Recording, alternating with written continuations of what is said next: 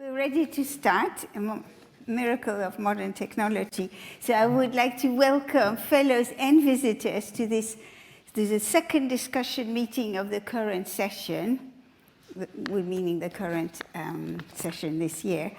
For the first time, it's a long history, this discussion meeting is held both in person and online due to the COVID-19 pandemic. So the meeting today is a multi-paper. There is 3 papers on statistical aspects of the COVID-19 pandemic.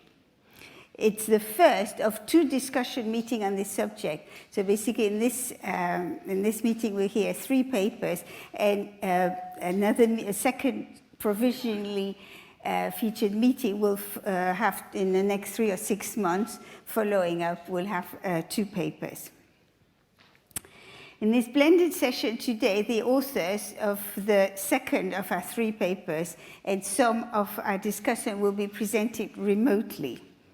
So for those who are joining online, if you have a problem with connection, please use the support chat box. I'm also supposed to mention that we are recording and we will post the meeting on YouTube after editing. So if any of you or the discussant object to be on YouTube afterwards, then let us know and we can edit this part out. Please mute your microphone unless you're called to speak. So in the tradition of the RSS, a long tradition of the RSS discussion meetings, we actively encourage the audience to contribute to the discussion. And so we have some invited discussion, but after that part of the meeting, after presentation of the 3 papers and the invited discussion, there's an open part of the meeting. And if you would like to contribute, then please get up and then start coming towards the lectern. If there's several of you, then find a queuing line or something. And then I will call you to come, and then you would have 5 minutes maximum to present your point. It could be much shorter, of course. And please say your name and affiliation. So this is all the technical and traditional part of the meeting. And now, as I was saying, we've had to change the order of presentation due to technical issue. So we're going to have now our first paper here is presented by Guy Nason and James Way of Imperial College. And Guy is going to present remotely for 9 minutes, and then I'll call on James to come and present in person. So please welcome Guy and James.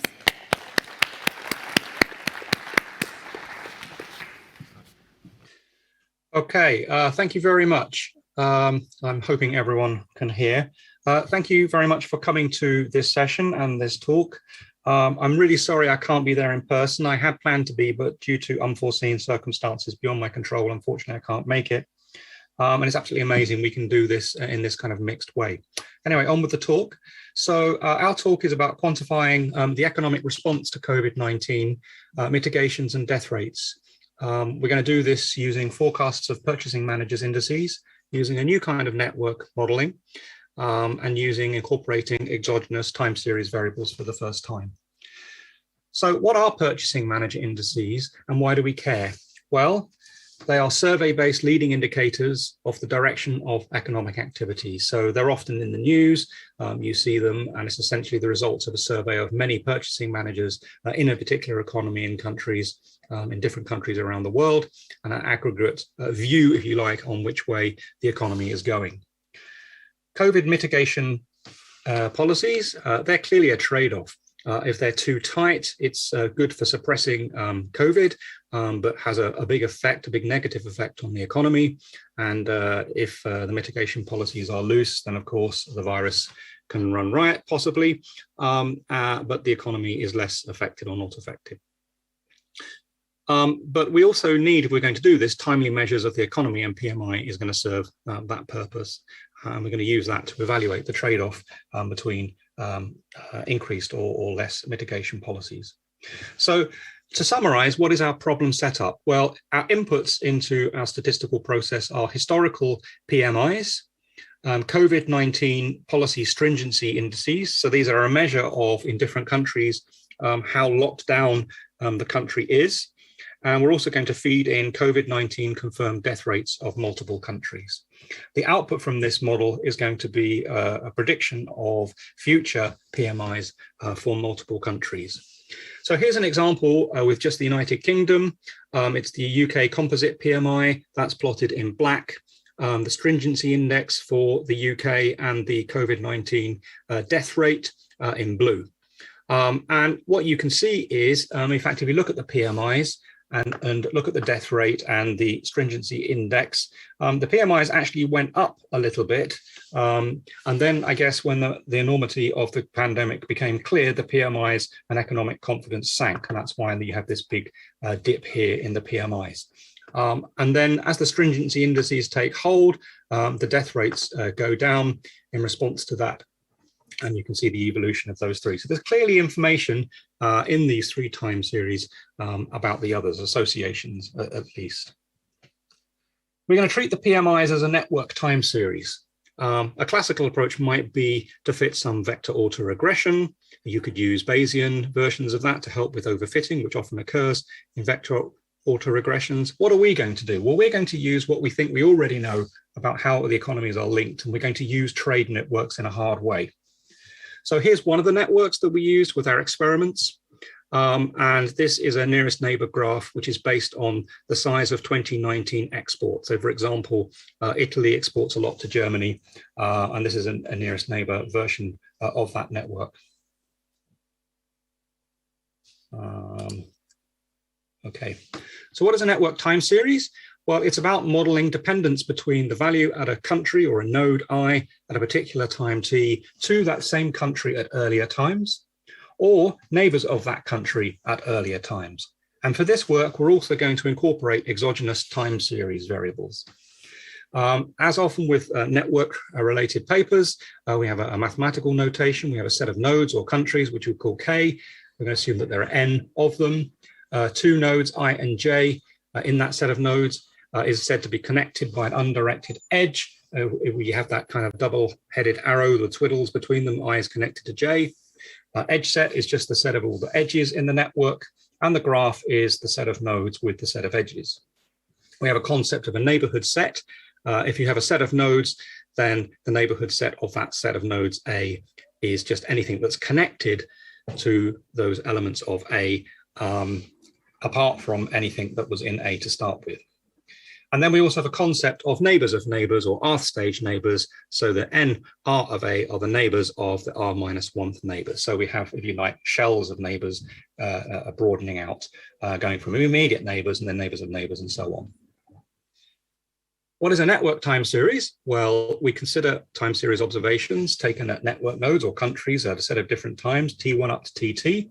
We're initially going to focus on integer valued times. We have a multivariate time series recorded for each country at each time point. That's the YIT.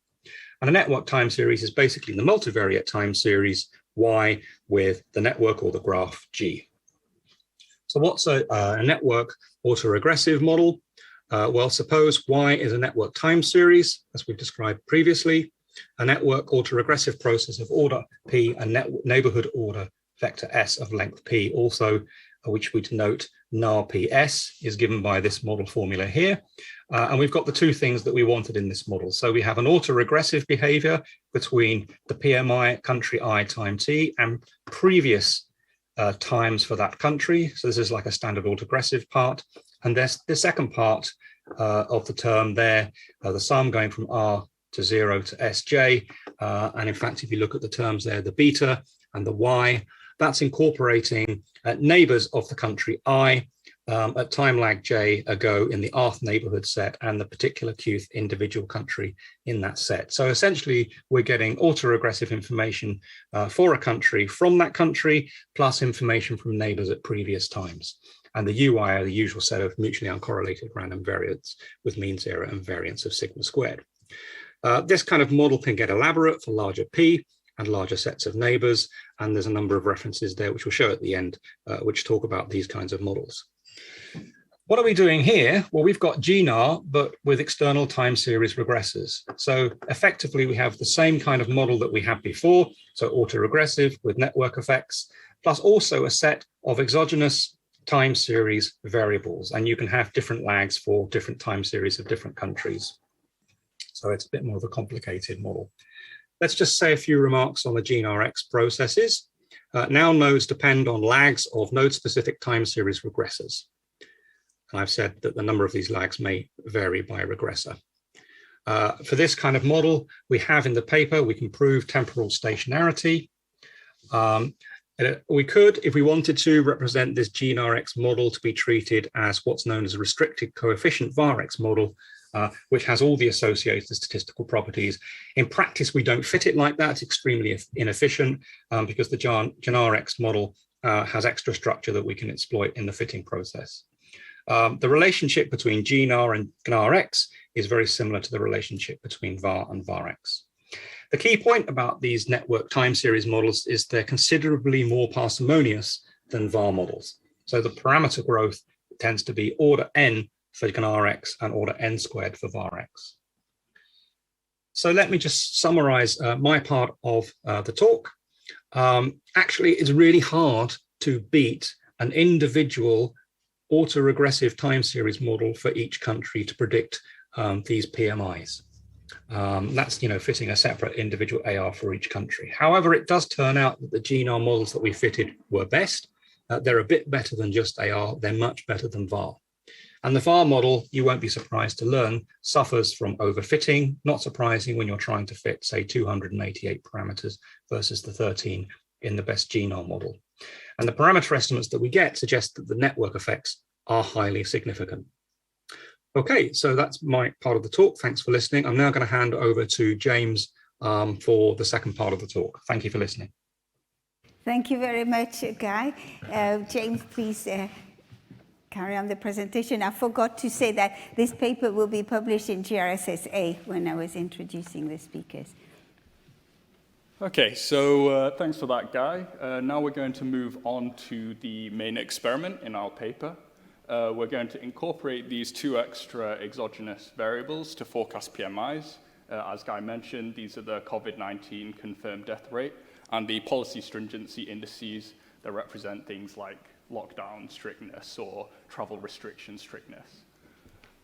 Because there were relatively few non-zero observations for us at the time of writing for the exogenous regressors, we're going to stick to in-sample forecasting, and so we'll have some more observations to give us better estimates of the actual impact of these regressors on economic conditions. It's important to note that VARX isn't really even feasible in our problem set because, for example, VARX would allow, let's say, PMI in my country to depend on the lockdown severity in a neighboring country in the previous month or 2 months earlier. And this might not seem so economically intuitive. Okay, so let's move on to the results.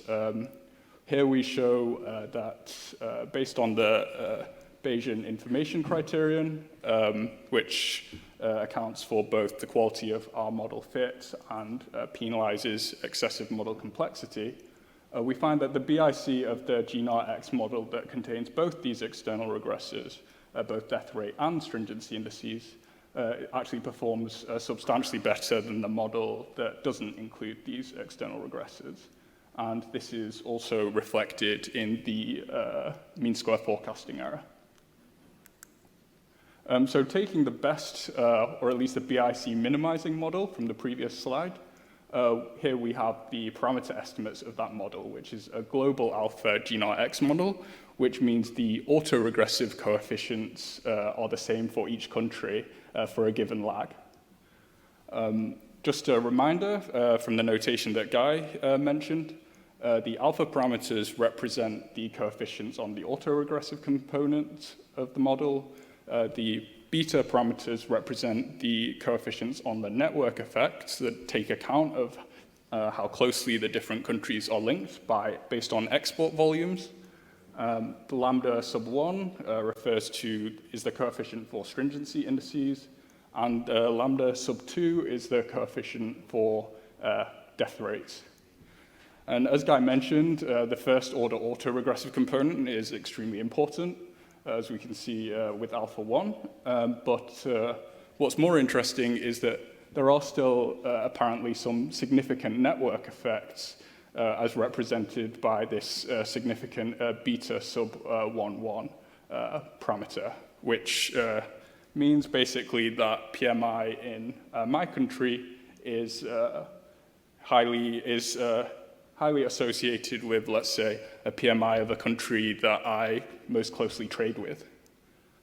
Next, if we look at the effects of these exogenous variables, that was the purpose of the paper, we'll see that there are strong negative contemporaneous associations between stringency index and death rates and economic conditions, as we'd expect. Okay, so I've mentioned all these points, so I'll just move on.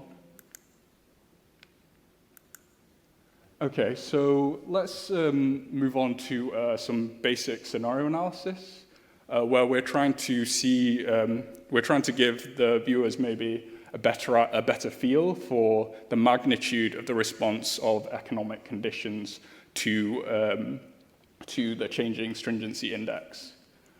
So we've set out three very basic scenarios, and just to recall that our data set at the time of writing the paper concluded at October 2020. So the three scenarios are actually in the past now, but we can then have a look at what really happened and compare them to what we wrote in the paper. So the first scenario is easing COVID-19 intervention measures, where we assume that the stringency index is decreasing linearly over the next 6 months from the October value of 68 all the way down to the lowest possible value of 0. The second one is no change in stringency indices in the UK stringency index, which is pretty self-explanatory. And the final one is the tightening scenario, where stringency index is rising linearly up to the maximum value of 100. And what we then do is use these PMI forecasts to generate some GDP forecasts, because I'm sure many viewers aren't that familiar with how PMIs work or how they correspond to your standard of living, whereas obviously GDP figures are reported on the news regularly. So it's a good idea to get a feel for the magnitude of these effects.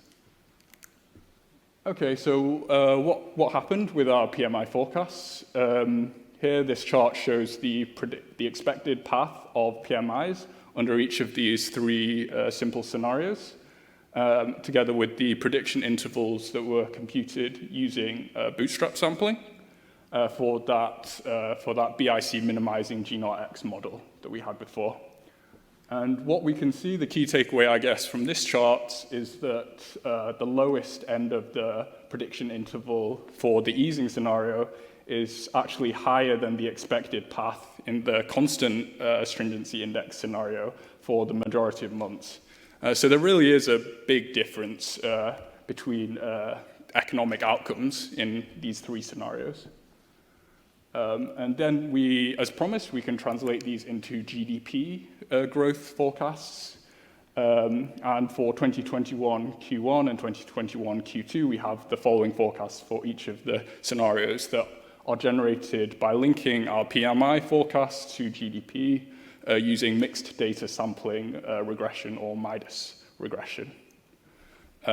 So what we actually saw in reality was in February, from October 2020 to February 2021, stringency index in reality actually increased fairly consistently, and this coincided with the second lockdown.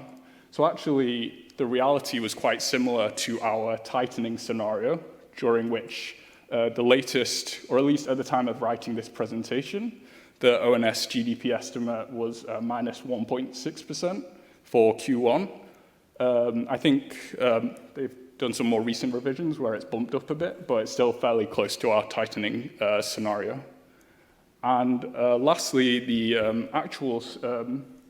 lastly, we have for Q2, stringency index has actually been falling since February, as I'm sure you probably noticed. And from that, we'd expect GDP to bounce back substantially. And in reality, the real figure, the latest published estimate from the ONS, I think is somewhere north of 3% for Q2. Okay, so I'll just quickly summarize our research. For me, I think we have really two key takeaways from our research. The first one is that sometimes there is value in treating what seems like just a multivariate time series problem as a network time series problem. And we saw that from the significance of the beta parameter and some previous experiments with comparing GNR to VAR models. The second takeaway I would say is that there is some value in incorporating these COVID-related variables into our time series models in order to generate better predictions. And our GNX model has been designed to achieve that. Thank you.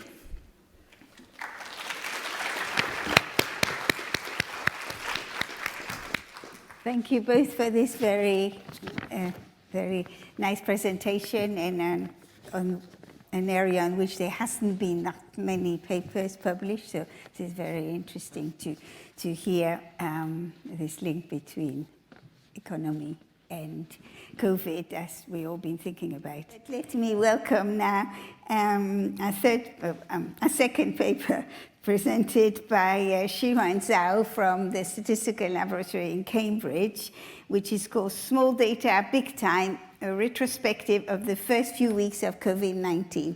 Please go to the lectern. And this paper will be published in Series A as well. All right. Thank you for coming to the session. So today I'll give a retrospect of the first few weeks of COVID. Because we're already in September 2021 and everything just moved so fast with the pandemic, I thought it was nice to give everyone a timeline of COVID-19. And here are some major events, in my opinion, in the pandemic.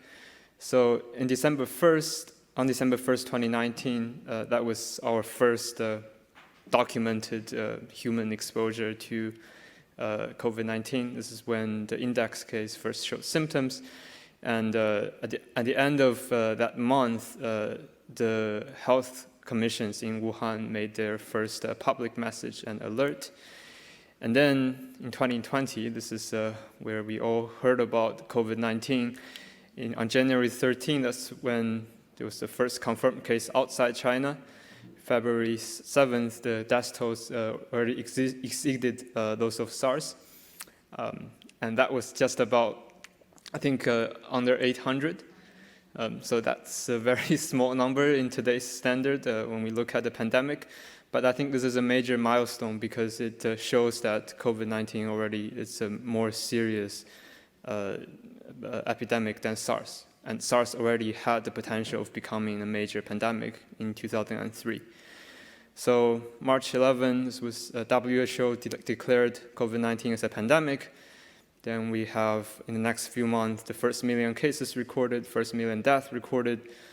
And things got a little bit better, I would say, later on as we have a successful vaccine rollout, but it's also shaded by the emergence of different variants of concerns.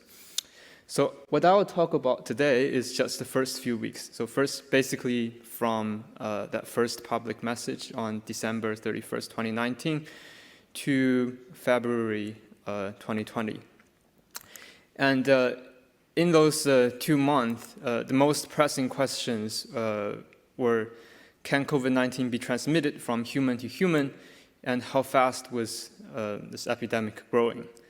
So in hindsight, the answers to these questions, I think, are extremely obvious, especially the first one. It's even silly to ask that question in hindsight. But that was not that obvious, apparently, in January and February 2020. And basically, the experts did not really reach the correct conclusion before these answers become extremely obvious to anyone with some good common sense. So for that person with a good common sense, they may ask, why didn't our smart statisticians and respected scientists warn us much sooner than everything is already obvious?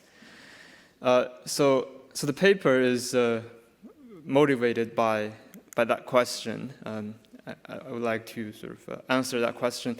But before that, I should make a few disclaimers about the potential biases when we are looking things in retrospect. So first of all, we must remember that data are always limited at the beginning of a new disease outbreak, and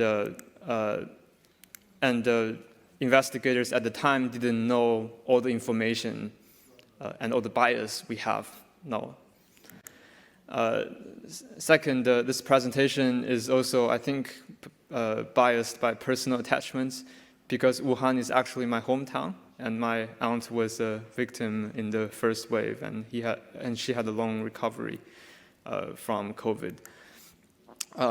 And I indeed tried to warn about the dangers of COVID-19. So in this medRxiv preprint, which was posted in early February 2020, we estimated that the epidemic was doubling in size every 2.9 days, and that was much, much faster than the initial estimates, which I will show you later on in the presentation. But unfortunately, I think this warning was never really received by the general public, and I became quite frustrated about that experience, and that was my motivation to sort of write this paper and give a review of what happened in the first few weeks. And thirdly, I should say that I don't have much more insider information than any other citizen of the internet. Beyond that, I can read Chinese, and some of you probably can't. But another point I want to say is that a lot of these retrospect is based on reports by Chinese journalists. So that's not a typical source of information you would see in a statistics paper, but I think they provided a lot of interesting insights, especially on question 1.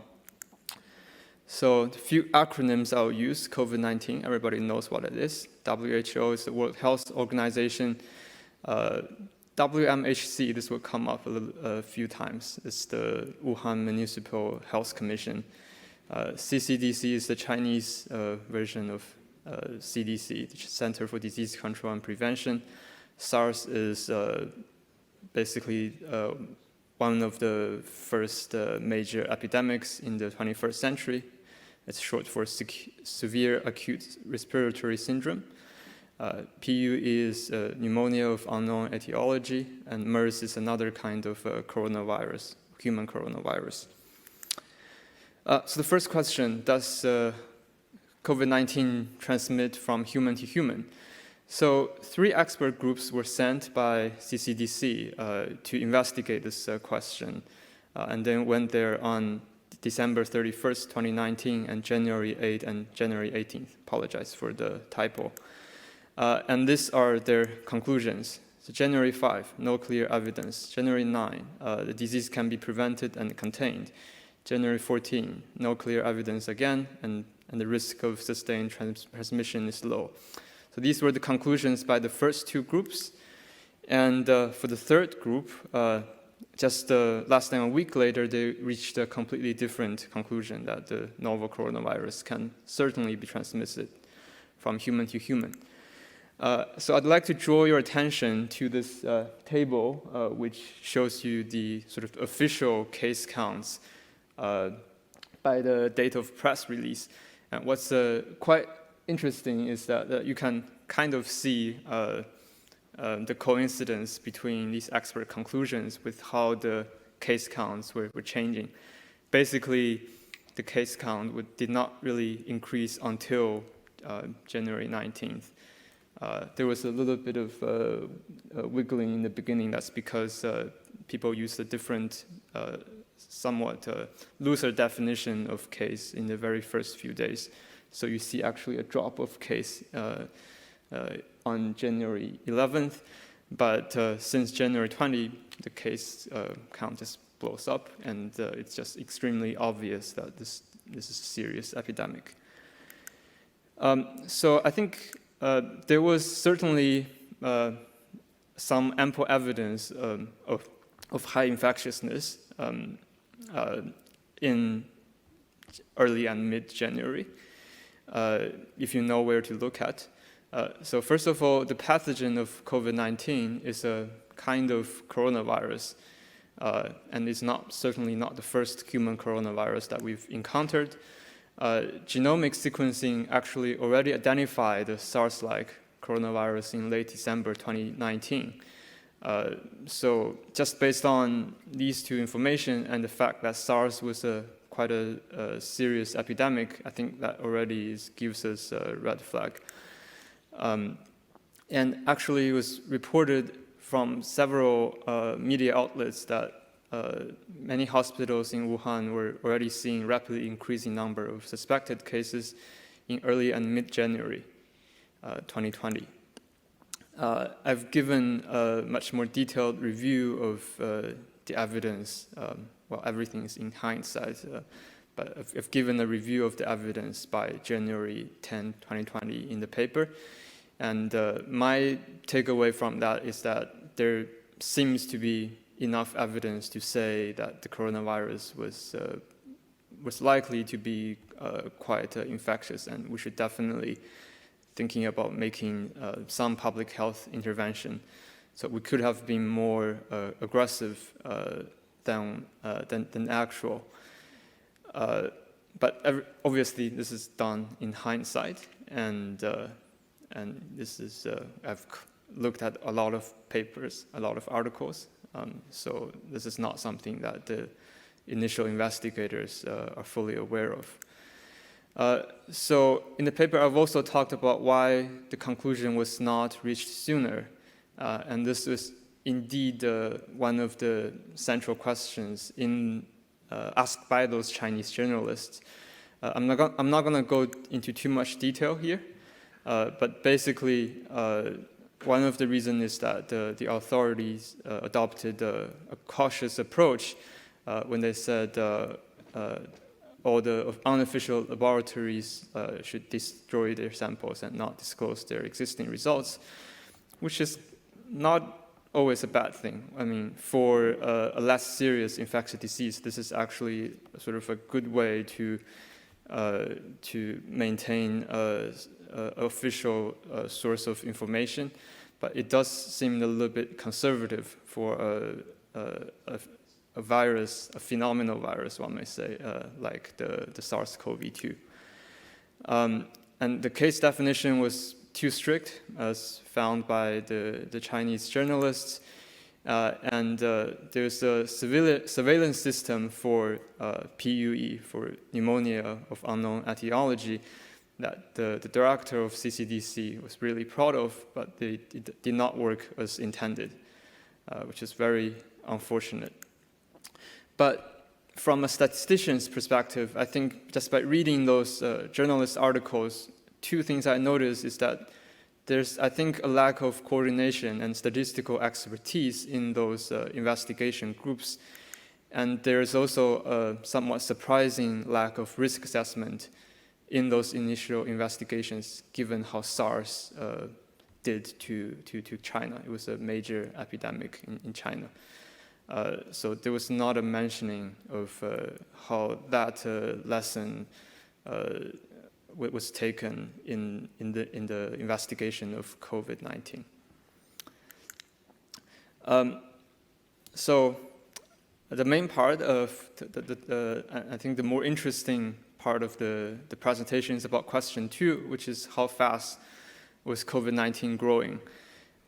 So most of the initial studies on COVID-19 focused on R0, which is the basic reproductive number. So roughly speaking, it's the average number of infectees per infected person in the beginning of an epidemic. So for SARS, it is estimated that the R0 is between 2 and 4. For MERS, it's less than 1, so it never becomes a major epidemic. For seasonal influenza, it's usually less than 2. So it's R0, the number is important because it, theoretically at least, it determines the chance of a large outbreak, and it also determines the threshold for herd immunity. But one thing that's not really mentioned is that the precise definition of R0 is actually model dependent. An arguably more useful metric is the initial doubling time, and I think it better captures the urgency and is much easier to estimate. So I'd like to talk about 2 initial studies on this subject. The first paper is published on New England Journal of Medicine, and it estimates that the initial doubling time was 7.4 days, and the R0 was 2.2. Second paper on Lancet, also published in that late January, estimated that doubling time was 6.4 days, and R0 was 2.68. And both papers have received thousands of citations now. One thing that's, if you're paying attention, that's really strange here is that the estimated R0 is actually below 3. So that's actually in the range of that R0 for SARS. But these 2 epidemics turn out to be totally different. So I tried to reanalyze the data in these papers and understand why that was, how they arrived at these numbers and why they found R0 was so low. And the basic finding is that I couldn't replicate their results. So for the first paper, what's quite surprising is that they really didn't give a lot of description of their model beyond saying it's a transmission model formulated with renewal equations, and they fitted this model using MATLAB. There was no equations or references given to this model, but I imagine it's some kind of dynamic systems models. So what I've done is a much simpler analysis, which I just fitted a Poisson log linear model. Because it's a log linear model, it's quite convenient because the slope for time is basically just the growth exponent, and that can be immediately translated to initial doubling time. So with the data in that paper, this Poisson log linear model estimated that the doubling time is 3.7 days, and that is just half of the estimate in the paper. So I found that to be really surprising how the paper obtained that number, and it's really a mystery to me. Yeah, and the second paper uses exported cases from China, and they've given more details about their model. But one thing they didn't quite mention is that although they started with 78 exported cases, because they had a criterion for the symptom onset date, they only left them with just 17 cases, which is a tiny number if you think about how influential that paper becomes. So I fitted the same exponential growth model, and the initial doubling times was 5.9 days. What's really surprising is I got a very wide confidence interval, but I didn't really point you to their original confidence interval, but it was very tiny. I think it was it's a magnitude smaller. So it appears that the authors must have obtained this confidence interval from some very unjustified, I think, way. So beyond modeling just these epidemic curves, what could if you ask a statistician, their instinct is that there's actually a lot of information left in those individual cases. So here are two examples which shows you different kinds of events for two cases. And if you look at the individual trajectories, there are a few key events, including the exposure window and the onset of symptoms. And these events can help us to infer that latent time of infection. So this is quite useful because instead of fitting a simple exponential growth model, actually there's a key element that was missing in these analysis of exported cases. That is, Wuhan was actually quarantined on January 23, and nobody could leave Wuhan on January 23. So instead of modeling the density of infection as exponentially increasing, a more reasonable model is to multiply that by a linear decay term before the travel quarantine, and it should stay 0 afterwards, because after the travel quarantine, we cannot observe anyone who catch the virus at that time. Yeah, so this was reanalyzed. This was done exactly in that February 2020 preprint, and what we found was that the initial doubling time was even faster than the numbers I've shown you. So Adam asked me to make my final comments, so I'm going to skip these 2 slides.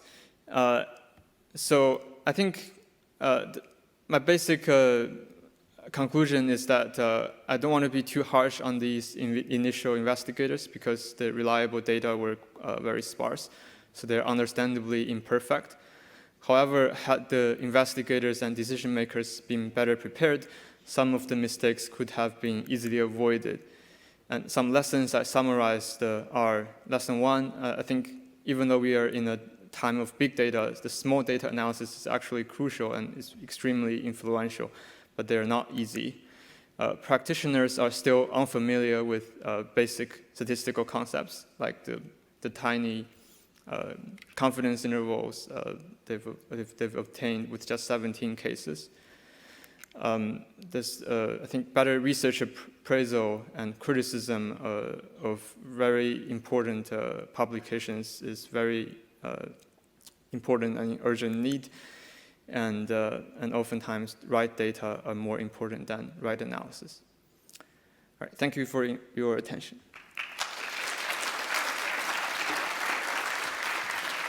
Thank you. Thank you very much. Thank you for your comments and reflection. So I'm pleased to report that it was touch and go, but we managed to have now a presentation of this paper modeling the COVID-19 infection trajectory, a piecewise linear quantile regression approach. It won't be by Fengyu Yang from China because it's too difficult connection issue, but it's by one of the co-author, Shao from Indiana, who is now going to present this paper. So thank you very much, Professor Shao, for stepping in. Thank you, Sylvia. Can you hear me okay? Yes. All right. So first of all, I'd like to thank this opportunity to present this paper on COVID-19 infection trajectory modeling. This is a joint work with Feiyu Jiang, who's an assistant professor at Fudan University. Zifeng Zhao is an assistant professor at University of Notre. And so let me start with the data. So the plot on the left shows the daily new cases in UK by November 7th, 2020, because the deadline of the paper submission is November 30th. And the plot on the right shows basically the log scale plot. This is the plot I'm going to be focusing on. So you can see that there are multiple peaks and troughs in this plot. And the trend is obviously nonlinear. And I mean, we use a change point model to model the trend. And you can see, you know, visually, there are multiple change points. And there are potential outliers here. And also there could be heterogeneity within, you know, each segment. So the major goal of this project is to come up with a model to model these nonlinear features. Also, the model has to be robust, and the inference has to be robust to these outliers, capture the heterogeneity. So that's why we propose a piecewise quantile linear trend model, which I'm going to talk about in a minute. A very important task to estimate this model is to estimate the change points, because once we have these change point estimated, then we can recover, you know, what's going on in between the two consecutive change points. Two important applications. We are going to compare the trends across different countries and use this multidimensional scaling approach to visualize whether the two countries share a similar trend. And we are also apply this estimated model to do short-term forecasting. I may not have enough time to go, you know, over the details for these applications, but I hope I will have. So the model is called a piecewise linear quantile trend model. The basic idea is that for a fixed quantile level tau, we're going to specify the tau quantile of this YT, which is the log of this daily neon cases plus 1, as a piecewise linear function of xt. So xt is our covariance. It's really simple. Okay, it's just 1 and t over n rescaled time. And then we have M0 on number of change points. M0 is unknown. And for each segment, so it's very simple, a linear quantile linear regression model, right? And the change point locations are K1, K2 up to Km0. So these are locations we need to estimate from the data, okay? So as a convenient assumption, we actually also impose this the change points across multiple quantiles are actually identical in our model.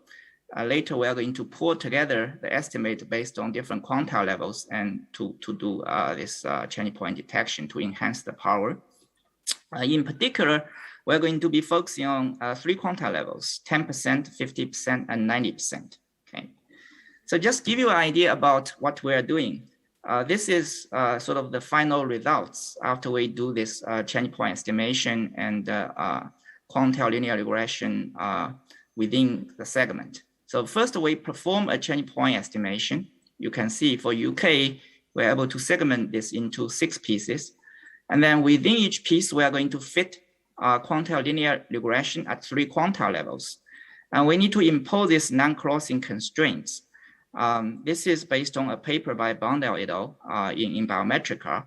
So really the main job here is really how do you sort of estimate these change point locations. And so we look into the literature of change point estimation in the quantile regression framework. We found that there has been quite a bit of work already done, but the majority of the literature requires temporal independencies. Okay, which is not realistic in the COVID-19 data that we are dealing with. We actually discover quite a bit of serial correlation in the residuals.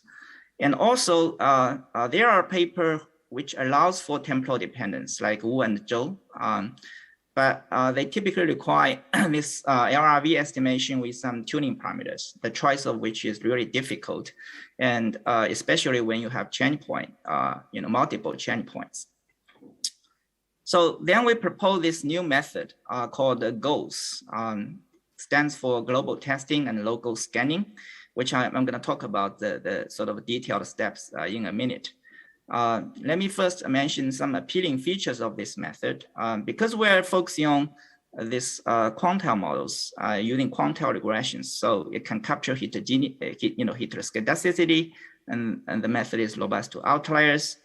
And our method allows for short-range temporal dependencies in terms of theory, and also in finite sample simulations, we see that it's very robust to the temporal dependencies.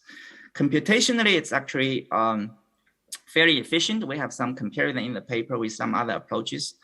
And also the number of tuning parameters there are some tuning, but it's not difficult to do the tuning. I'll talk about that in a minute. So let's start with the single chaining point testing problem, because our estimation approach is based on testing. So I'm going to start with testing.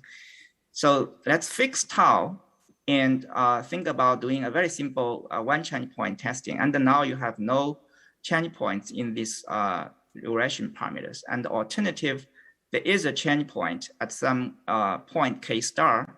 And we assume K star is in the interior of these observations. So far away from the two boundary by at least n times some epsilon. Epsilon is a global trimming parameter, okay? And this is very common in the chaining point literature, actually. Then the test statistic we introduce is called contract statistic, okay? So for any subsample T1 through T2, you can perform a simple quantile linear regression and get this beta T1, T2 hat. And then we look at the difference between beta 1 K hat and beta K plus 1 N hat, right? So if K is a true chaining point, then you expect this difference to be non-trivial. And then after you do standardization, you expect this D and K to be large when K is at the true chaining point or close. And then following the traditional idea of hypothesis testing, you would look at this maximum of this D and K magnitude. And now you can derive the limiting null distribution. Now the difficulty here is that in the limiting null distribution, there is this sigma, which is called long-run variance. In the quantile regression framework, this sigma involves several unknown quantities, the estimation which can be really difficult. For example, it involves the density at two quantiles.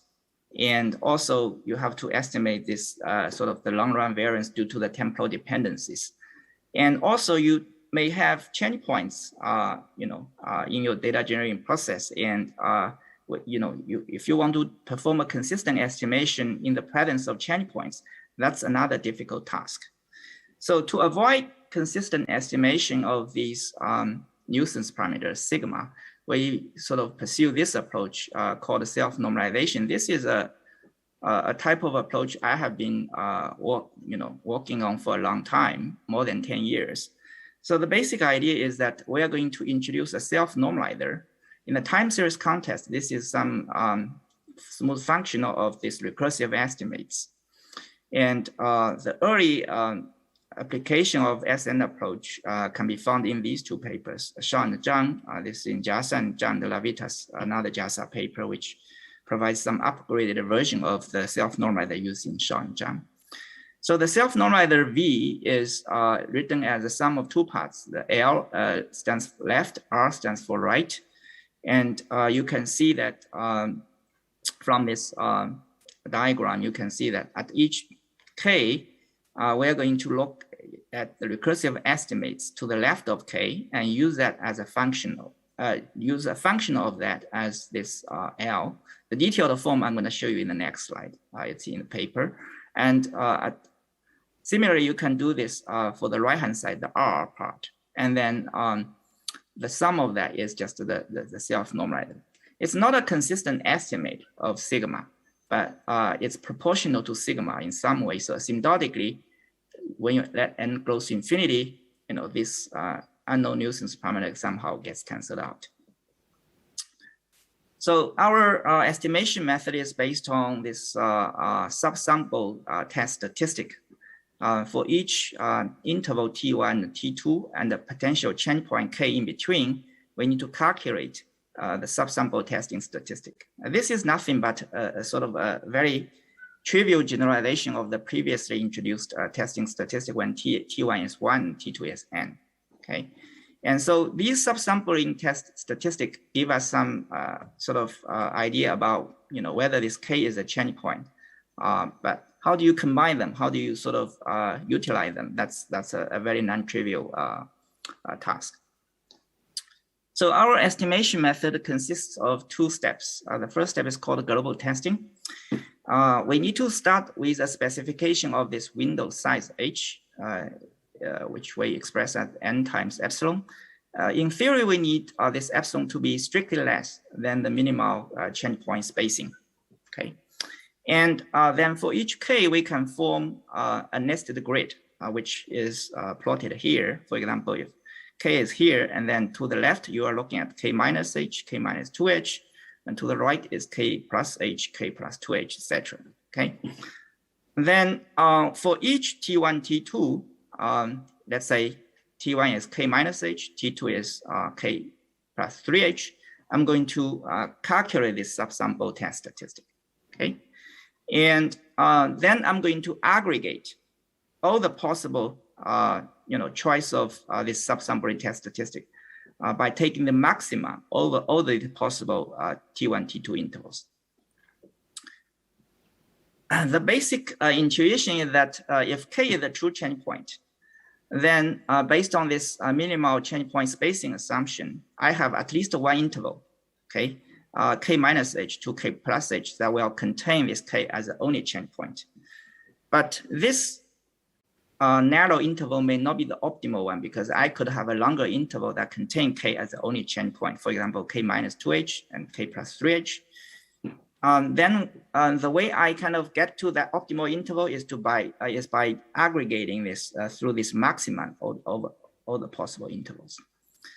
I should also mention that there are fairly generic algorithms to perform this change point estimation, like WBS, wild binary segmentation, NOT, narrowest over threshold, etc. These methods can also be applied, to this particular setting, but the theoretical justification is very difficult. So the major idea here is really try to isolate, a single change point by using this nested window approach, which involves no randomness, unlike WBS or NOT. The second step is called local scanning. So once we have this statistic calculated for each k, then we compare to its local neighbors. And we say k is H local maximizer if this testing statistic k is bigger than or equals to all its neighbors within this minus h to plus h neighborhood. I should also mention 5 minutes, please, Xiaofeng. 5 minutes. Sorry, please. how many minutes? Yes, please. Okay, I'll try to speed up. Thank you. And then this is sort of the idea actually inspired by New and Jiang and Zhao in this change point literature. So once we identify this local maximizer, then we compare this to a threshold. If it's more than a threshold, then we identify this location at the change point. So quickly, for USA, you can see we have 5 local maximizers, but the 5th local maxima is slightly below this threshold. So eventually, we only get 4 change point estimates, as you see for the right plot. For the UK, actually, this is fairly strong change points. You can see there are 5 local maximized. All of them exceed the change, the threshold. So we get 5 change points. We have theory to sort of back up this method consistency. So I'm not gonna talk about that in detail. So then let's look at this data application. So as I mentioned, we are going to do this for multiple quantiles, assuming the change point location number are the same across multiple quantiles. So we pull these estimated slopes across 3 quantile levels, and hopefully that enhance the power and use this Gauss algorithm. For epsilon delta and the threshold, we let epsilon to be 0.1, delta to be 0.02, and this Gaussian is a simulated 90% percentile of the limiting null distribution. It is true that if another user used a different sets of epsilon delta and Gaussian, you could be getting different results. So we provide a further enhancement of this procedure by pulling together a pre-specified set of epsilon delta and Gaussian using this multi-scanning BIC approach. So that basic idea is, let's say you provide 3 sets of different epsilon delta and Gaussian. Each of them give you different change point estimates. And then we put all these change point, candidates together, and then we do exhaustive search using a modified BIC. So that turns out to be, giving us pretty robust results, as I'll show you. So in the UK case, because change points are fairly strong, I think even if you visualize this, it's fairly obvious. So the multi-scanning approach gives you exactly the same change points as you would get by specifying epsilon 0.1, delta 0.02. But in the case of US, you can see there's a slight difference between the change points identified. As I mentioned, we compare the trends for different countries. We use this multi-dimensional scaling approach to visualize. You can see there's this cluster of countries in Europe, which means they share really similar trends, okay? And there are clusters formed by some Latin American countries and some countries in Asia and some in South America. So a very important job to study COVID-19 data is to forecast. I wouldn't say that this is the way to go, but we just want to illustrate this model is potentially useful for a short-term forecast, 1 week or 2 weeks, not longer than that, based on our experience. So the basic idea of forecasting here is that we are going to first perform a segmentation, and then we are going to focus on the last segment. We are going to fit, more than just a linear model. We can include a quadratic model, Quantile quadratic model. So you can provide a class of model to fit to the last segment. Then you do extrapolation to do forecasting. Just quickly show you some results. So we're looking at this one loading window forecast 1 week ahead and 2 weeks ahead. We're comparing with this ensemble forecast provided by CDC. Because of the Quantile-based model, we can also provide this forecast intervals.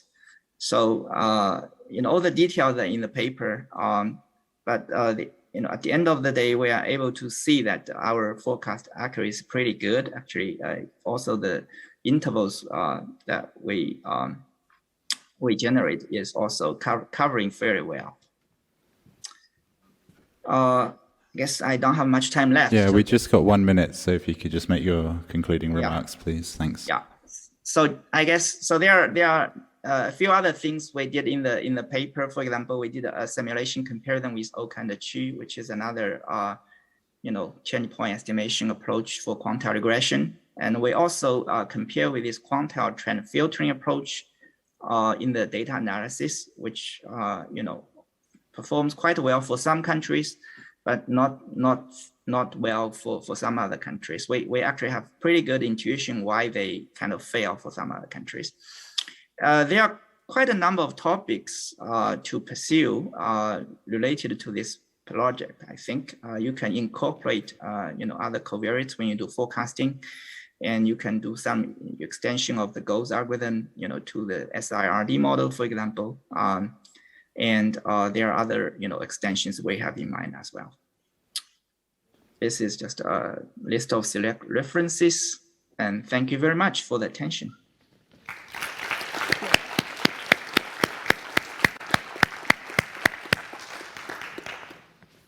Thank you. So now I'm going to call on our first invited discussion, Ruth Studley, who leads the COVID infection survey analysis at the ONS, to come forward. And we are ever so thankful for the ONS to have done this fantastic survey. So we're very pleased that you could join us tonight. Thank you very much. Good afternoon, everybody. I'm absolutely honoured, thank you, for being invited to comment on these papers by such distinguished colleagues. And I've very much enjoyed listening this afternoon, having read through the papers as well. And I believe the strength of this work is in the complement of what these papers offer, particularly in such unusual and difficult times. Just briefly taking them in turn and thinking about the paper that the presentation that we've just been looking at, I think the proposal there to be able to provide a prediction of short-term, for the short-term future, could have absolutely phenomenal impact on policy making. And there was considerable detail in the slides, but I'm quite keen to focus on some of the underlying assumptions around the data and hence the ability of how this might be used to influence decision-making going forwards. I particularly recognise, given the role that I have, the difficulties of changing growth rates and note that actually there are so many different external factors that will impact those as they continually change. One of the things that we do know is that a sizable proportion of COVID cases are asymptomatic. So, i.e. there are people who are testing positive, and we see this, that do not exhibit any symptoms. And it's not clear to me always in this research that we've seen, and if this analysis in the latest paper, if that's based on national administrative case data from national testing programs where people are generally symptomatic or at-risk populations, or if it does include the broader asymptomatic cases. I think it'd be really helpful to think about that going forward, because it would be useful to understand how that impacts on the methodology, and if those findings we can strengthen them or in time. I'd be really interested to see as well how this methodology has been impacted by the different variants that we have seen, because we know that they have different behaviours, that the Delta variant being far more transmissible, for example, than the Alpha variant, and understanding how those sorts of things can impact on this methodology, I think is really important. If we move on to the first paper that we saw today from Nason and Wei, again, I've not focused on the methods, but I'm really keen to understand the underlying assumptions of the data. I think it'd be really helpful to understand how the networks between the different countries and the assumptions that we've used are impacted by the changing environment that we've got now, where we know that physical borders are sometimes closed to either air or land travel or both, and how those stringency factors are impacted there. It's really important and really powerful to understand it. But what we do know is there are so many continually changing contextual factors. I just wondered if the data were available, if that methodology that was demonstrated has the ability to do some within-country analysis, and particularly to support regional economic analysis, because the differences from the different non-pharmaceutical interventions actually might not be as different as they are across countries, and that might be something that would be quite powerful to understand, and to see what sort of an impact it would have. And then thinking about the additional exogenous information that's been added and how that improves the forecasting of the PMI during this unusual period. I thought it was really fascinating to see death rates and how they were considered in those estimates, and how they could be used to support economic policy and decision-making. I'm really curious to understand what sort of death rates were used there, and if it was standard death rates or if they were age-standardised, or if there'd been any consideration of looking at excess deaths, for example, because some of those might allow us an opportunity to provide even greater precision. And then finally, thinking back to Zhao's presentation, I thought that was fascinating. And it's a really useful summary of the context of all the research that's going on today. And these three papers are fantastic examples of a plethora of research that's occurring in this area.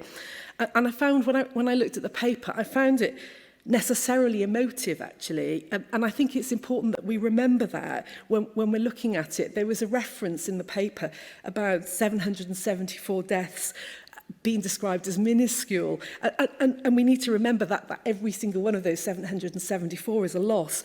But I suspect that empathy is what continues to drive us all, and why we're all here, why we're all interested, because we can add that value, whether it's analytical or otherwise, in these difficult times. I found an interesting reflection when I was reviewing the presentation now and looking at that table 1, which what you will remember had the smaller numbers of case rates, and remembering that that wasn't a survey, it's counts. And there's a need sometimes we will get drawn into ways of thinking because that's what we're used to seeing, and I found that quite interesting. But actually, it's important to make sure that we do look at that with our eyes open. And the point about the Chinese Centre for Disease Control already having the information to know that the pathogen was a coronavirus, again, absolutely fascinating. And I wonder how many of us have data that we look at, and sometimes we can't see what we're seeing because trying to balance that noise versus signal for what and trying to make sure that we bring out the right things. I think what was really helpful in that paper again, and it's something I've already referenced, is it brings out the importance of understanding the asymptomatic cases and the impact they can have on the ability to calculate various metrics. And here there was talk about R0 and growth rates again. And the point on the uncertainty of those original estimates is really well made, and how much value that can be gained from that estimation. And new knowledge that we now have suggests that those were underestimates. And understanding how we message those findings with uncertainty is always a challenge, and one that we all need to keep learning about. Lessons can be learned here for all of us, and it was really helpful, I think, to share your thoughts for everybody now. And then just pulling together what I took away as the overarching themes that we're running through.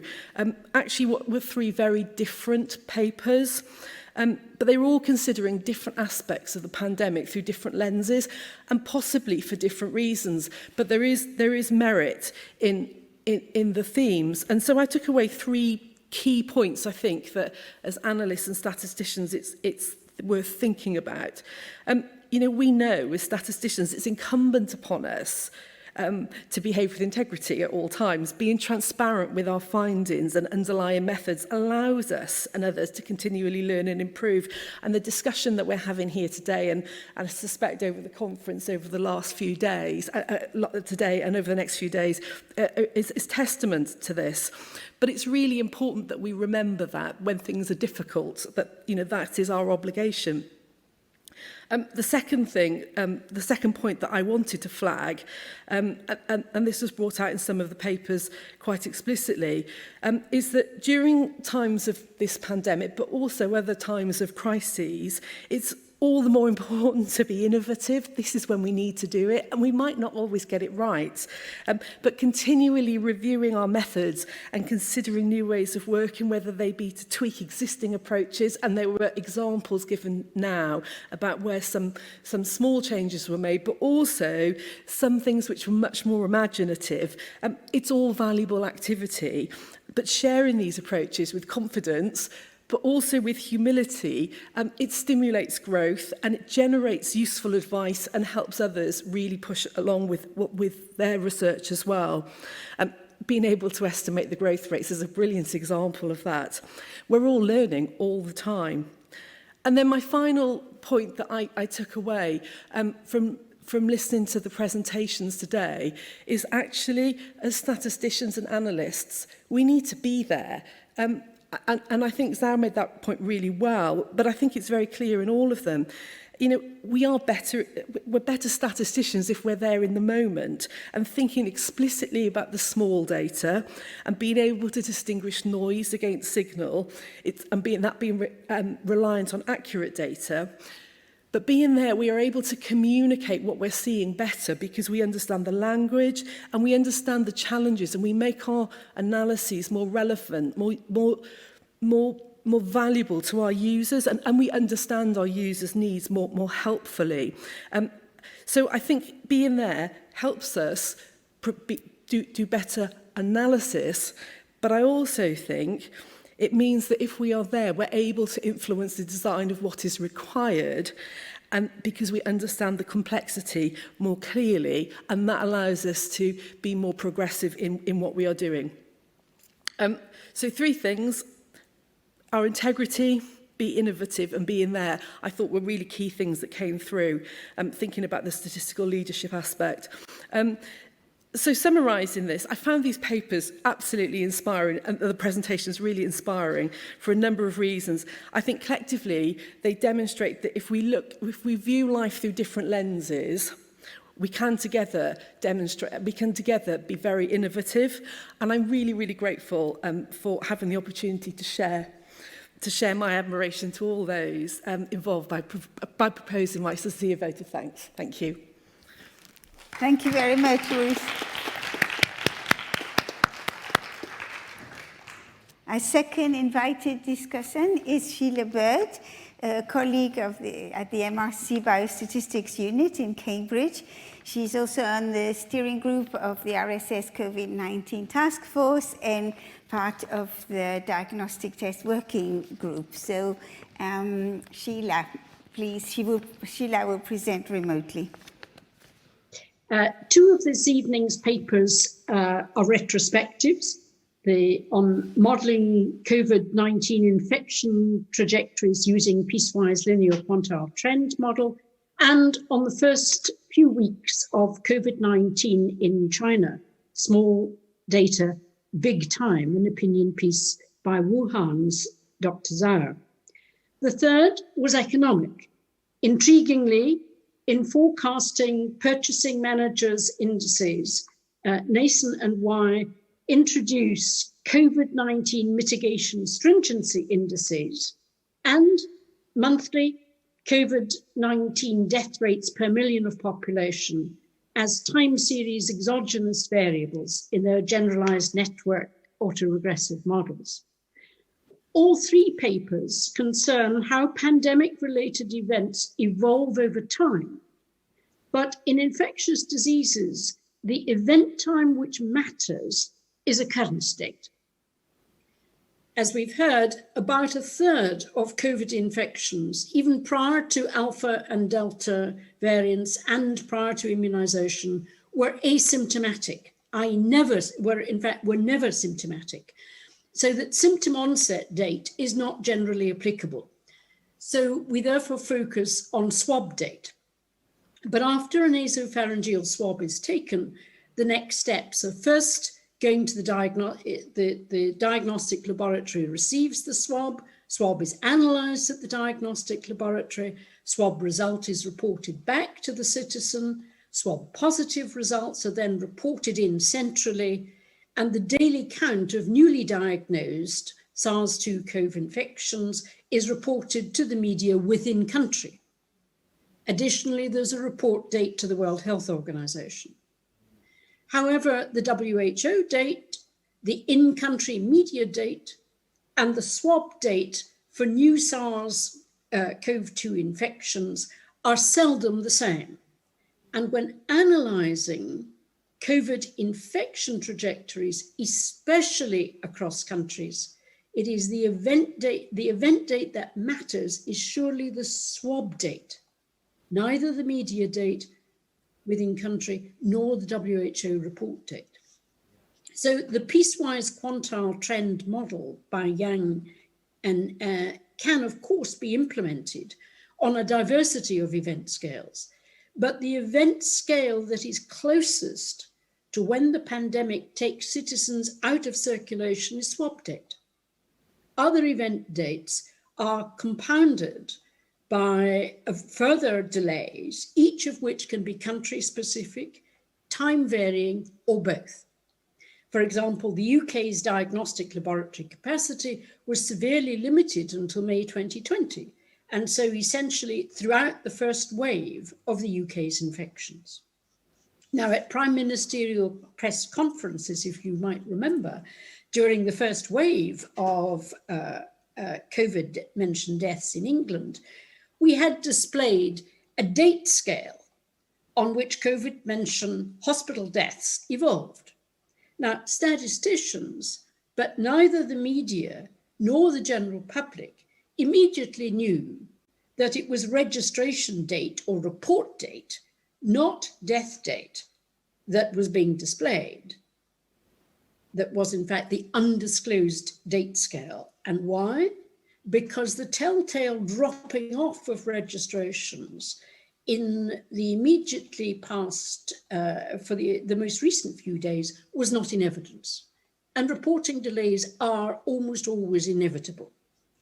We can control them and minimize them, but they're almost inevitable. So in late March 2020 was the first time that the Department of Health and Social Care began to release publicly the death dates for each day's daily reported hospital deaths in England. Hence, Ben Nielsen and I were able to estimate the reporting delay distribution and put into the public domain our now casting of hospital deaths in England, including by region and age group. Now, and we did that through the Science Media Centre. Fellow scientists were grateful, but some modelers whose more sophisticated work informed SAGE, but not yet the public, were somewhat put out. By contrast, the modelling team at Imperial had put its reports into the public domain from early on in the pandemic, and now all do, including notably my former colleagues at the MRC Biostatistics Unit. Now, for more than a decade, I headed the Royal Statistical Society's campaign, unsuccessfully I should say, to end the late registration of deaths in England, Wales and Northern Ireland. Modest progress had been made on several aspects, correcting the labelling of time axes and so on. But the best news came with the appointment in autumn 2019 of Sir Ian Diamond as the national statistician, because Sir Ian Diamond was going to sort it out. Unfortunately, the SARS-CoV-2 pandemic intervened before he could do so.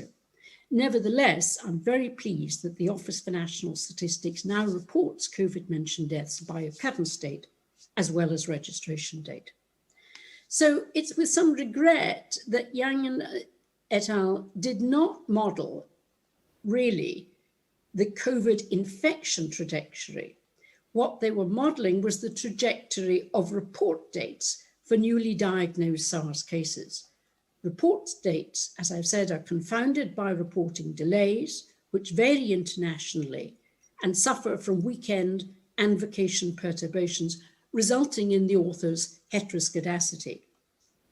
Jiang's historical piecewise linear quantile trend model is, however, useful in segmenting the time axes into periods with relatively stable behavior, but inevitably forecasts are generated from the observations in the last segment, where in practice, variance may itself change, for example, as variant pressure, as a new variant puts pressure on laboratories.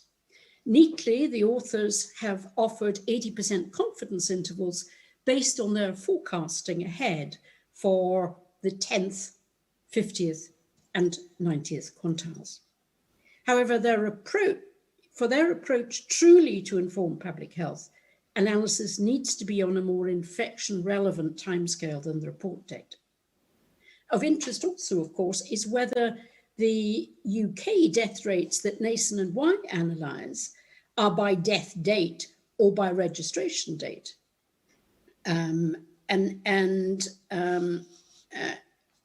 That may indeed matter a little bit down the line, but I'm supposed to be being critical in this presentation. And so, although I start with what I consider there being lots to like in forecasting Purchasing Managers Indices, and if I can just run through one or two of those things, the parsimony that Guy mentioned of order n, not n squared, the fact that the networks are dynamic, with weights based on the exports between countries. Missingness is managed. Nearest neighbours with data represent those without data. One might question whether that's really a good thing. You can have a global alpha, same sequence per node, or local. And in the work presented, global was better. We've seen experiments with fully connected trade networks versus nearest neighbor. And it's also possible that nearest neighbor networks can be different for the Purchasing Managers Indices versus for stringency of interventions. So those are fascinating and really important characteristics. But as to the critique, I might suggest that stringency measures, which were on a scale of 0 to 1, when it comes to stringency measures, the public's response, and possibly also the response of purchasing managers, may be different at the first, for example, for the first lockdown, than second or third time around. And the analyses presented were primarily for the first wave in the United Kingdom.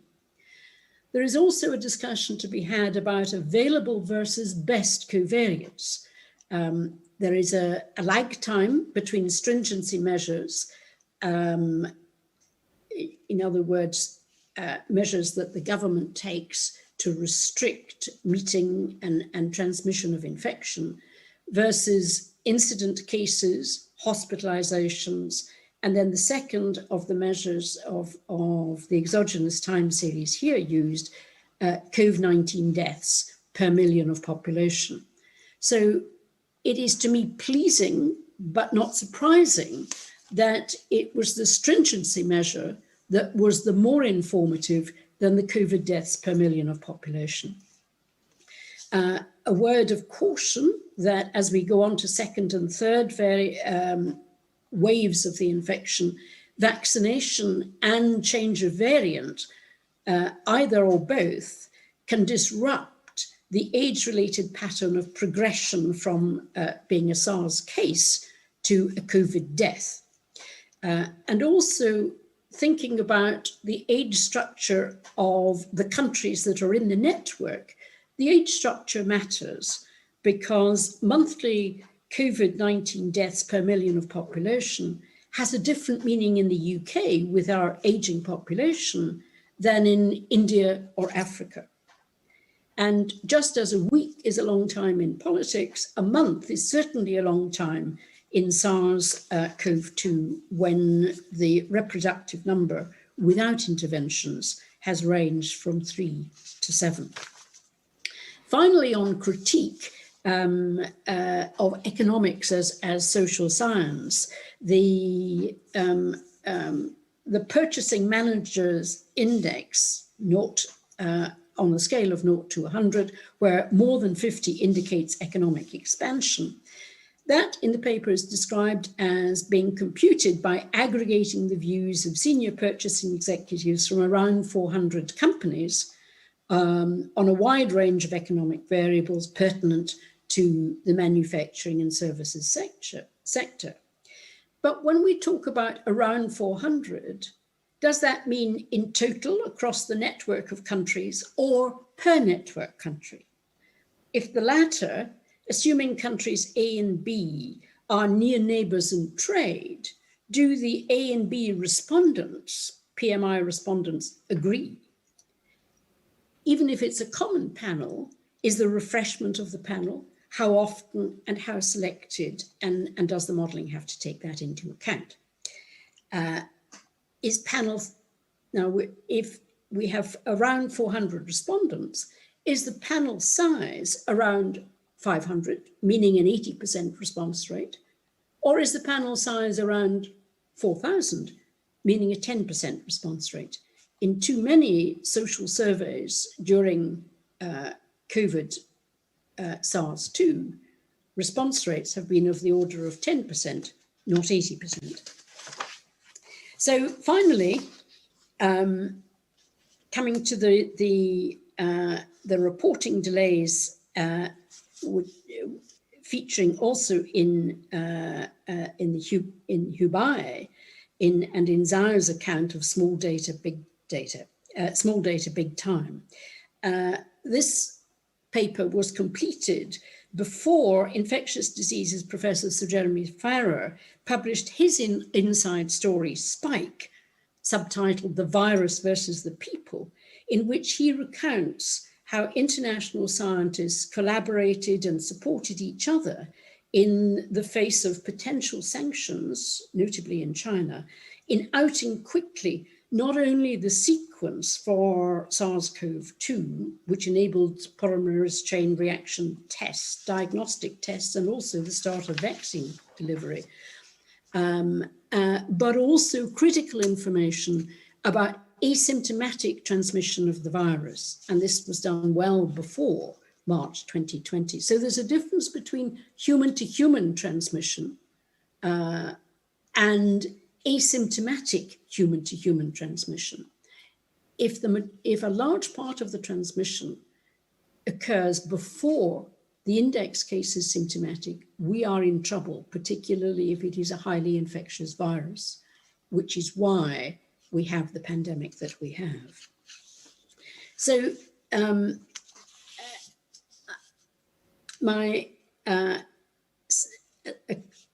media, which Dr. Zhao has sort of summarized for us, whether printed or social, can be either sampled representatively with difficulty or included selectively for illustrative purposes. I think Zhao chose the latter, but greater clarity on this aspect would be welcome. And my final point relates back to Spike and to the proposer's remarks. Early appreciation of a new infectious disease requires a diversity of experts, infectious disease clinicians, virologists, immunologists, veterinarians if zoonosis is suspected, parasitologists, in addition to infectious disease modelers and biostatistical expertise. Statisticians do not work alone. If we do, we miss out on anticipatory insights that the other basic sciences bring to the table well before small data become big data. And they, of course, miss out on what the theory of infectious diseases pretends. So despite the opinion of Michael Gove, experts matter for their anticipation early in infectious diseases. So, President, ladies and gentlemen, we have enjoyed a fascinating trio of red papers, and I congratulate all tonight's authors and have great pleasure in seconding the vote of thanks. Thank you very much, Sheila.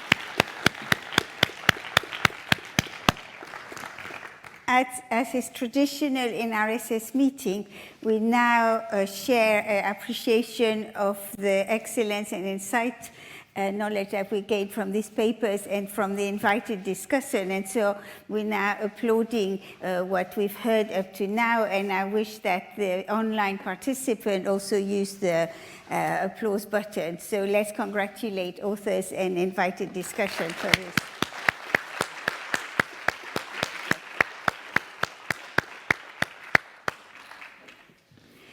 We're now starting the open discussion part of our meeting. We have a few people who have already registered and who will be making their comment remotely. I'm also interested to know if there's anybody in the audience who would like to make off-the-cuff comments. So please, come forward, or signal yourself and come forward. All the open comments now have 5 minutes to present. And I will first call on Tao Wang. And also, if you are online, please indicate that you would like to speak using the chat button. But I will now going to call first on Tao Wang from the University of California, Riverside, to make his comments remotely. Thanks for the authors giving the nice presentation. So my discussion is on the paper on the modeling the COVID-19 infection trajectory piecewise linear quantile trend model. Yeah, at first I congratulate the authors for advising a naive algorithm that has enabled them to present a piecewise linear quantile trend model to analyze the COVID-19 dataset. Okay, and my major comments is about the applicability of the model in terms of the COVID-19 data. Yeah, in spite of the factor that quantile regression can be used to capture heteroscedasticity, but in practice, people or the researchers may be more cared about the predicted mean value for corona-19 data. Yeah, in that case, the Quantile regression may not be the best optimal model to be used in practice. And also from another point, we know that the data of the corona-19 sometimes are often noise without noise, biased, and even skewed or truncated. Yeah, based on this, I'm thinking we may extend the proposed model to model the corona-19 data. So one of the potential developments we can consider in the future is to combine with a composite piecewise linear quantile trained model to predict the corona-19 data. Yeah, the basic idea is to average the parameters over the quantile from 1 to m. This is one of the potential developments. And another one I want to emphasize is based on my own research. Yeah, because the data for corona-19 sometimes is skewed. Yeah, and then in that case, we may use the model regression to capture the trend of the data. Yeah, and also with symmetric data, we know the model is identical to the mean. So proposed model regression is not only can be used for the skewed data, and also can be used for the symmetric data. I also give a basic idea about how to extend the model to the model estimate of the model regression. Yeah, and the advantage of using the model piecewise linear regression based on the quantile regression can be seen from these two figures. If the corona-19 data has out noise, then the model is resistant to out noise compared to the median or the mean. And another advantage of using the model based on the model value is that if we want to predict the corona-19 data, then the results based on the model can give us the narrowest prediction interval. Yeah, I think this would be an interesting research to be considered in the future. Yeah, this all for my comment. Yeah, thank you. Thank you very much. Thank you very much for participating in the discussion. Our second discussant is Rebecca Nugent and Seema Lakdawala. Rebecca is from Carnegie Mellon University and Seema is from the University of Pittsburgh. I don't know if they're online. Yes, hello, can you hear me? Yes, we do. Wonderful, well, thank you so much for allowing us this opportunity to speak today. Seema Lakdawala was not able to join us. She is currently out of town, but sends her best, of course. So this is a very brief comment. We don't necessarily have slides, but thank you to Drs. Nason, Zhao, Shao, and Jiang for their excellent work on this very difficult problem. And also thanks to Drs. Tudley and Bird for their inspirational insights. And in addition, we hope that everyone here, along with all of your family and friends, are staying safe and healthy. So really what we wanted to highlight in this conversation is the importance of the data and which data we're getting, how we're getting it, and how we're using it. So while the focus today seems to be on the methodological side, which is very fitting, of course, for this meeting, our work on modeling COVID-19 rates using a wide variety of both official and crowdsourced variables indicates that the pain points, but also the potential big gains, are far more likely to be on the data engineering and the feature selection side of the spectrum rather than the methodological models. For example, some of our work on modeling the association between stringency measures and COVID rates in the UK in particular, and that work is in partnership with Optum Technology. We found that an index combining information using government policies on containment, closure, as well as information from the health systems on their testing policies, contact tracing, and facial coverings. That combination was more highly correlated with COVID-19 rates in the UK than the individual measures alone. And here I'm not referring to adding in the individual measures into our statistical models. I mean trying to find the right combination of stringency indices or restrictions, that the right combination of those. What combination is associated with the greatest impact on hopefully decreasing COVID-19 rates?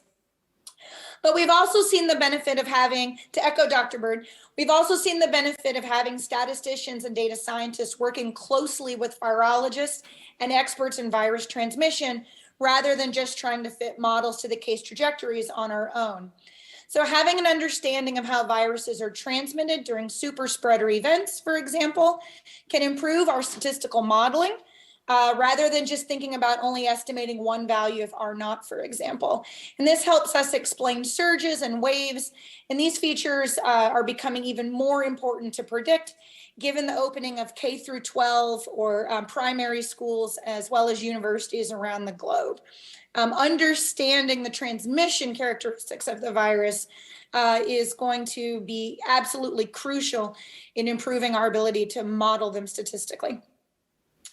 But even more startling for us, although albeit probably not that unexpected, is the inconsistency of how the related data are stored and archived, published, disseminated, etc. In the United States, for example, collecting data on mandates for non-pharmaceutical interventions. So NPIs refer to masks, restaurant business closures, similar things like that. So we call them NPIs. And to actually collect that information and pull it together was an incredibly colossal task that included scraping from 51 different state and hundreds of county public health websites, long hours of data ranking, cleaning, and in management. So even getting that data, sourcing it, collecting it, managing it, while it was incredibly difficult, it was also some of the most invaluable sources of information that we had, along with the case trajectories. So we've had quite a bit of experience with sourcing information such as Google queries, Facebook surveys, how often people are accessing the CDC websites and other public health websites, social media posts and the like. Turning that information into actionable variables that we can use in the statistical modeling task is extremely non-trivial, of course, but it's highly useful. And as Dr. Zhao mentioned earlier in his comments, the pandemic is constantly evolving, particularly in the beginning and even now, and the up-to-date information is crucial. So while it is extremely important to develop and push forward statistical models, in our experience, simpler, more robust models, but with improved data sources, data feeds, data infrastructure is more effective at modeling and understanding COVID-19. So we would sort of add to the discussion to kind of put your money and your resources behind the information and the data, and then kind of let some very smart statisticians kind of turn their models loose on it. But more resources on the data side. You can learn more about the work being done at Carnegie Mellon with our academic, industry, and government partners, which include the CADC, as well as the Lakdawala Lab, my colleague who was not able to be here early, I mentioned earlier, at delphi.cmu.edu/COVIDcast or fightcovid.org, and it's spelled PHIGHT COVID.org. And again, thank you so much to all of today's researchers for their excellent methodological work. Keep it up, and be sure to reach out to the data scientists. Thank you so much for allowing me to join you. Thank you very much, Rebecca. Okay, so I think I'm going to invite the final person who has registered, which is Xiaoping Shi from the University of British Columbia. Okay, thank you for the great chance. I'm happy to comment the paper, the change point paper presented by Dr. Shao. I congratulate, that's the change point detection paper. I congratulate, the authors for this important contribution about the piecewise linear quantile trend model. Actually, that is an extension of this proposed model to the nonlinear quantile trend model, like that's Q function of response variable Y that's equal to F nonlinear function of time t with parameters beta 1 to beta q In the piecewise linear model, suppose there's single change point. There are only two parameters, beta 1 and beta 2, and I hope we could get some extension with more parameters, Q parameters. There are two reasons for estimating the change point in the COVID-19 trajectory using a linear model. First, starting from March 11th, 2020, when the WHO declared outbreak of pandemic, many countries have experienced multiple infection waves in an extended period. Nowadays, despite the increasing vaccination coverage, uncertainties like the spread of Delta variant are driving new waves worldwide, make the spread of COVID-19 an ongoing crisis. The authors in 2020, CG applied a Riemann model and a wavelet-based model to explore the nonlinear characteristic of COVID-19 cases. Secondly, in our recent work, we used the nonlinear exponential growth model to fit the cumulative cases. We call our model clustering segmented autoregressive sigmoid model. We use change point to describe COVID-19 trajectory as multiple S-shaped curves. Then a natural question comes, can we extend the Gauss algorithm to fit a more general nonlinear case? Our answer is yes, because we could replace original two-dimensional quantile estimate of parameters with the Q-dimensional one. And I really think the authors has developed very good methodology that's very flexible for any model, including nonlinear model. And that's the reference. Thank you. Thank you very much. Thank you. I think in the end, we have had some written contribution, but I think in the interest of time, I think I'm now going to first remind you that you can send written comments after the meeting, and which will be published with the other comments if nobody is agitating to actually give some comments now. So if you, after thought, you could send written comments, anybody, on the papers. So I'm going now to invite the authors to respond to some of the comments, and I'll do that in order of the presentation. So Guy and James, would you like to come forward and offer a few remarks on and answers to some of the discussion points? Do you want to start off, Guy? Or? Yes, who starts? Okay, I'll start. I'd just like to thank mainly the proposer, the seconder, and the other authors, of course, plus all the discussants for a fascinating set of discussion and many, many interesting points that we will consider very carefully and respond to in the written discussion. I just, if I may say a few points. From the proposer, yes, indeed, if the effect of borders closing, that'd be a very interesting thing that could be modeled, and we'd like to do something like that. There was also a point made about could we adapt this to a regional context, and the answer is definitely yes. And in the UK, the data is generally wonderful and is there to do that. It's not the same in other parts of the globe, unfortunately. And excess deaths, yes, another interesting data set that we could use. The death rates we use are death rates per million per country from Our World in Data, which is referenced in the article. Sheila was kind of saying about the monthly averages of deaths. Yes, of course, and you could do it on a faster number of deaths, or daily or weekly or something. But remember, our task here is to predict quarterly GDP. So we already have to try and take our monthly models and translate it into the quarterly space using the Midas model at the end of the paper. And there was a comment there about the missing data. I think it's all fine, conditioned on if you believe the model or that you think the model is right, in which case it's fine. There's the other comment about the model was really good for the first pandemic and probably would change for the second wave and third wave. and particularly if we have things like vaccination. The answer is yes, and possibly non-stationary models will be of use there. And we're working on variants of that. The vaccination, again, could come in as an extra variable. And also the point about different age structures was also very well made. And, you know, these are all things that could be worked on. Thank you very much to the discussants. I appreciated those comments very much.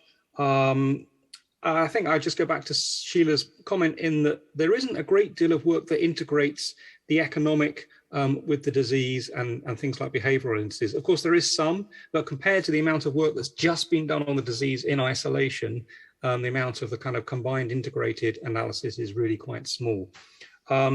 On the comment about, you know, whether we're doing models or data, I mean, I kind of see it as we're doing all. We focused a bit on the modeling here, but there are lots of questions about, you know, which data do we use? We can't actually analyze absolutely every data set, especially in a paper presented like this. But I see us all as a broad church and all working on different parts of the pipeline.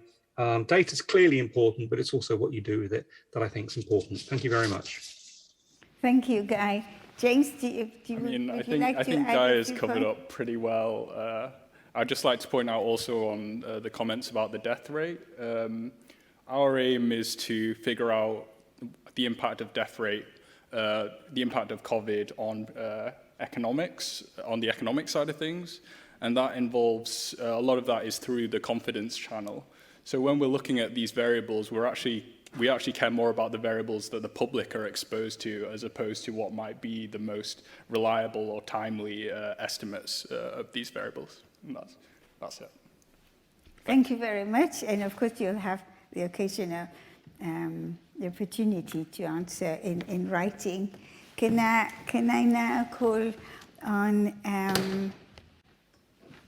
Xu and Zhao to give a rejoinder? I just want to make a very quick response. First of all, thank you of all the discussants for their generous remarks. I will respond to all the comments in the written response. There's just a few things that I can remember on top of my head. I'm just going to respond it here. I think there was a comment on the death toll of Sars, 774. Which I called minuscule in my paper, but I said it's minuscule compared to that of COVID. So I didn't mean that was a small number at all. In fact, this was actually, I can still remember in the beginning of the pandemic, it was very distressful to see how the numbers went up. And I think there was also a comment on how important data are compared to models. And that's indeed one of the main points I would like to make in that paper. I didn't quite stress that point today, but I do think in this kind of, especially in a public crisis where we have very limited resources to get a hold of high quality data, what usually happens is that the quality of data is much more important than the quantity and the methods. And this is why some of in the very beginning, some of the studies that analyzed internationally exported cases are, in my opinion, more trustworthy than just analyzing case counts in China. And finally, I think there was a comment was a question about how I selected those journalistic articles. Basically, I think I've read most, if not all, Chinese journalist articles, but I haven't certainly referenced all of them in the paper. But I think I've referenced most of the papers that I found are informative. Some other papers I left out. They're usually already, the information are covered in some other references I've provided. But it's hard to say that I don't have any bias in that selection process. Yeah, so I'll provide a written response to all the other comments. Thank you very much. And finally, I called on Shao, Professor, if you would like to give a few comments for us rejoinder. The floor is yours. So first of all, I'd like to thank all the discussants for bringing up all these excellent points related to this paper. I have to say that there are many limitations of the methods we propose and the data analysis we conducted.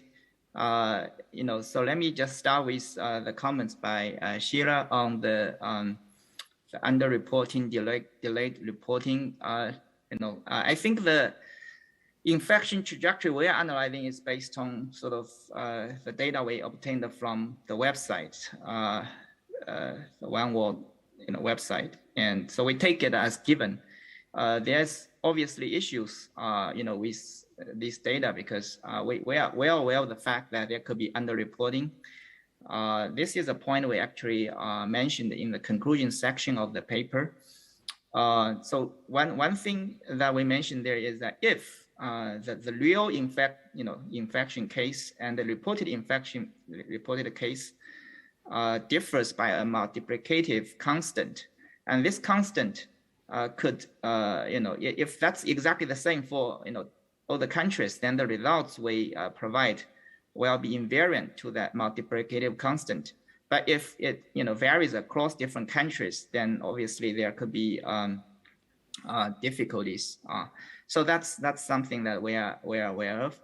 And then regarding the comment by Dr. Tao Wang on the model regression and composite quantile regression, I kind of feel like the composite quantile regression is in the same spirit as the sort of the method we use, where we actually pull together the different subsample estimate across different quantiles in change point detection.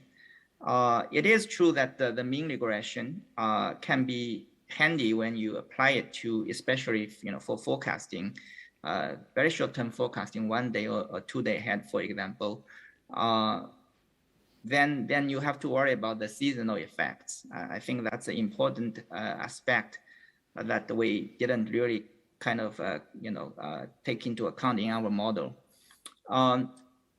In terms of the extension to nonlinear time series models with change points, a point brought up by Dr. Xiaoping Shi, I think that's a legit extension. I haven't quite thought much about this extension, but I feel like it should be very possible. I will look into his paper as well. So yeah, on behalf of all co-authors of this paper, I'd like to thank all the discussants for their wonderful points. Again, I think we will provide a written comments to all of them. Thank you. So I think, Adam, we're not going to read these other contributions. So I think we are bringing this discussion meeting to a close. It's been very insightful. I know it has represented a lot of work for the discussion meeting secretary and the journals, but these discussion meetings are very important for society. So I'm very happy that you've all been here participating, and please, if you have additional comment, they can be submitted in written form after the meeting. So thank you to the presenters and the invited discussants, and have a good evening.